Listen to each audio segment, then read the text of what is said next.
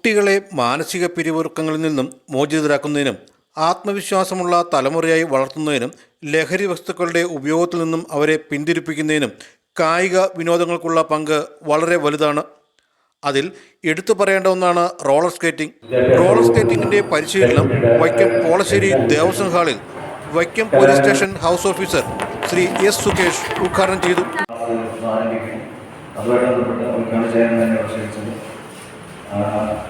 കുറിച്ച് പറയുകയാണെങ്കിൽ നമുക്കറിയാം, നമ്മുടെ സമൂഹത്തിൽ ലഹരി ഇപ്പോൾ കൊണ്ടുപോകാൻ പോവുകയും അതുപോലെ ഉണ്ടാകുന്ന ബുദ്ധിമുട്ടുകൾ എന്തൊക്കെയാണെന്ന് നമുക്കറിയാം. അപ്പം യുവതലമുറയെ മറ്റൊരു വഴിയിലേക്ക് വഴിതിരിച്ചു വിടുകയും അങ്ങനെ എന്ത് കാര്യം ചെയ്താലും അത് സമൂഹത്തിന് ഗുണമേ ഉണ്ടാവുകയുള്ളൂ.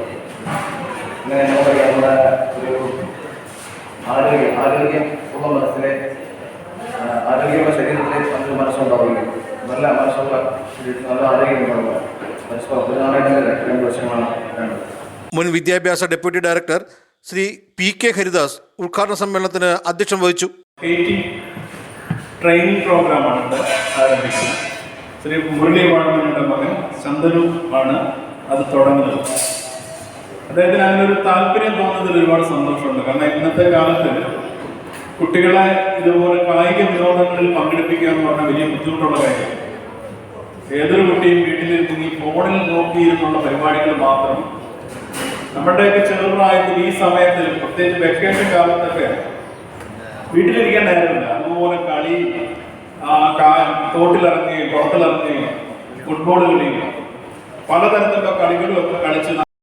വൈക്കം മുനിസിപ്പൽ ചെയർപേഴ്സൺ ശ്രീമതി പ്രീത രാജേഷ് മുഖ്യ പ്രഭാഷണം നടത്തി.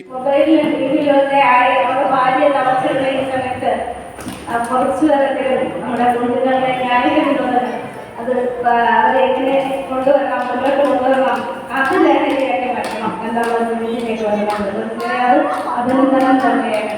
കാരണം കുഞ്ഞുങ്ങൾ ലഹരി എന്ന് പറയുന്നവരൊക്കെ ചെറിയ കുട്ടികൾ, അവർ നേരത്തെ വലിയ കുട്ടികളെ ലഹരിയാക്കി വിചാരിക്കുന്നത്. പക്ഷെ ഇപ്പം അങ്ങനെയല്ല, തീരെ.